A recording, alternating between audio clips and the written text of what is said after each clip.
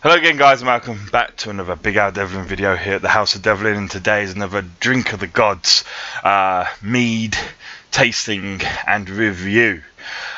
Today we're going to be doing something called a traditional mead. That's what they've named it, the traditional mead. And I've got a confession to make. I didn't really wait for the tasting session to start tasting it. I had a bit the other night.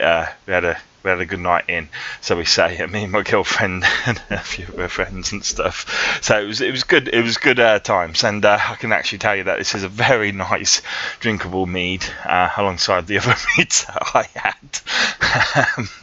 But luckily, I was sober enough to make the conscious decision to leave at least a little bit to taste for you today for this video, because I didn't want you guys to miss out on, of course, on our tasting reviews, because it's important that people know what good meads are out there and what bad meads are out there or whatever. So this is by the Lime Bay Winery. We've had a few from them before. We've had a rhubarb wine, we've had a tournament mead, rhubarb mead, we've had a tournament mead.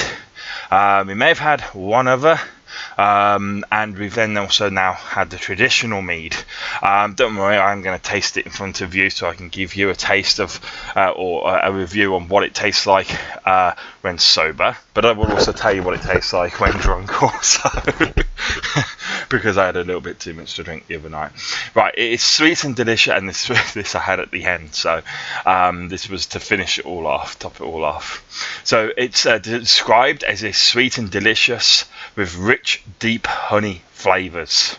And I would actually go 100% with that description. It's sweet and delicious with rich, deep honey flavours. So it is a sweet honey wine, essentially. It is not dry at all in any respect. And the best way, I read the other day actually how to sort of, when you look at wines and stuff and you're describing them and all the rest of it, when you've got dry wine, sweet wine, and sort of semi-sweet or semi-dry, or all the rest of it, what that kind of means, because most people don't really know what it means. And I had a familiarity with it obviously, but didn't know the full description. But basically, a sweet wine, or a sweet mead in this case, is exactly how you describe the taste of honey, as if you put honey into your mouth and it would have the same sort of texture and the same sort of sweetness of mead, but a dry mead, for example, or a dry wine, but mead is a form of wine just made from honey instead of grapes, okay?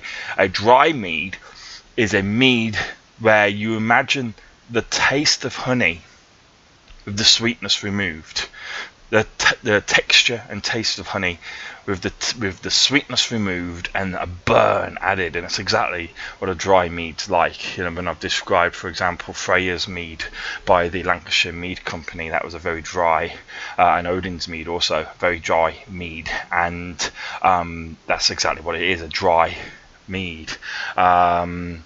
In fact, actually, Freya's I would say was a semi-dry, and Odin was a full dry mead. So I've got a little bit of terminology to give to you guys now. We're professionalising the show.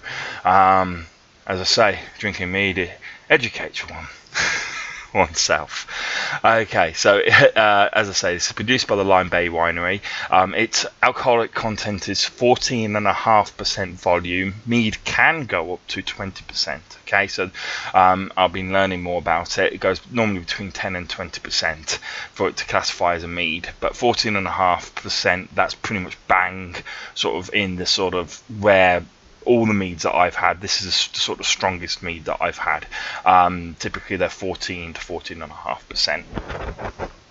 But I do actually have my own mead making facilities, which was bought for me for my birthday.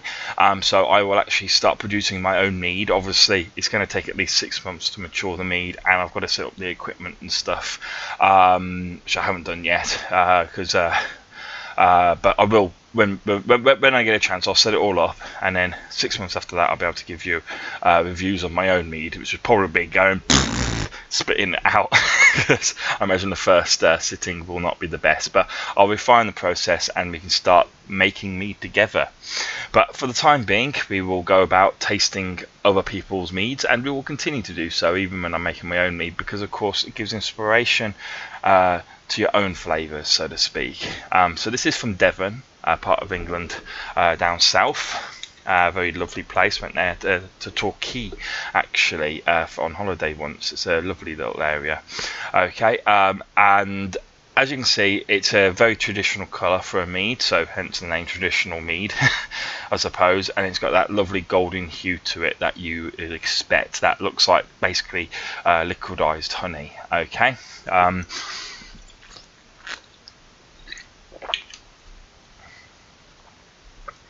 Oh yeah, it's very nice. So I'm only going to do one tasting because I'm very familiar with this taste. It tastes exactly the same as it did when one is drunk, except there's a little bit more of a burn to it at the end. Okay, so it's got a full sweetness when you imbibe the wine, the mead immediately. You get hit with this sweetness, but you're not sure exactly where the sweetness is coming from. Obviously, it's a honey sweetness, but at our point, it's just sweet.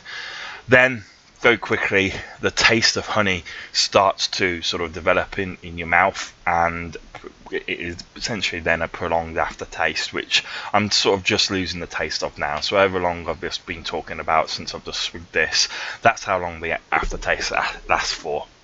And as I say, the aftertaste becomes more and more honey-like over time.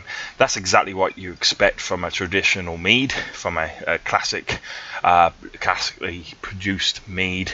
So literally, it does what it says on the tin. On the glass in this case, it is a traditional mead. I can't really describe it other than it's a traditional mead, a sweet mead. Okay, or semi-sweet mead, because there is a slight burn to it, but you do expect the burn with mead. Okay, so with mead you do have that sweetness, but the burn is always there at the end. It should always be there. Sometimes it has. I've had meads where the burn's kind of gone. I had that with the tournament mead actually that I had last time. There was no real burn there.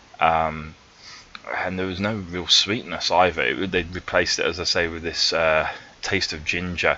So it was, again, nothing wrong with it. Very well put together, but it wasn't for me. And I also, just so you guys know, drank this last night from my horn, which I very clumsily put away. And I will just bear with me 1 second, guys. I will literally only be 1 second. In fact, hang on, I'll pause this so you're not. Okay guys, I'm back. So I literally only took a second. It was literally just I'm tangled up here with my headphones, so I couldn't quite reach it. So I have a horn here. This is a genuine horn. I assume it's I don't know what kind of animal it's from, but it's a horn anyway.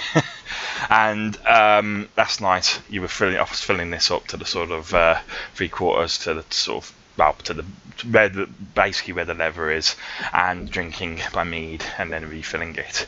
Okay, so I had quite a bit of mead last night, but you know how they say English tea and all the rest of it should always be drunk from bone china. Okay, and the reason is such is because it affects the taste of the tea. Drinking it from a glass, for example, is a big no-no. And drinking it from a mug, it's okay, it's semi-acceptable, but again, it should always be drunk traditionally from China. And I do agree with this. Porcelain china it does affect the taste of the tea, and you do notice it. It produces a finer taste. Well, mead, in my opinion, should be always drunk from a horn. I should have been doing this from the beginning. I had the horn the whole time. That's the ghost opening the door. This place is haunted, by the way. Probably want some mead. Do you want some mead, mate? Ah, okay. If that door opened fully, it would be quite cool. Anyway, so what I'll do is I'll taste it from the horn.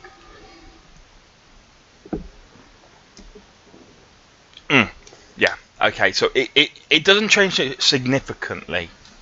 But what it does is the horn has its own kind of taste to it. You can drink water from a horn and it will have its own extra taste to it. It tastes like horn.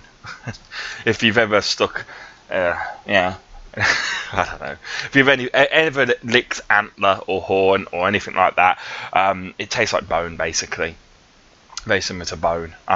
Then if you've had chicken bone, it's like a stronger version of that essentially, but it adds that additional kind of flavour, just a hint of that flavour of the horn into the mead, and it makes it seem a much richer, much more sort of immersed sort of experience. So if you are to drink mead, I would definitely get a drink in horn, because it makes the experience much more, it feels much more professional, so we say, but it feels a much more traditional taste to how you'd expect the mead to be, and it brings the initial taste, it embodies it further. The horn complements the initial taste. As I say, initially when you just drink it straight from a glass, for example, what happens is you're not sure where the sweetness is coming from, and then you can taste the honey. When you drink it from a horn, you know it's honey immediately. It's not as strong as obviously the aftertaste, but you get that honey taste straight away.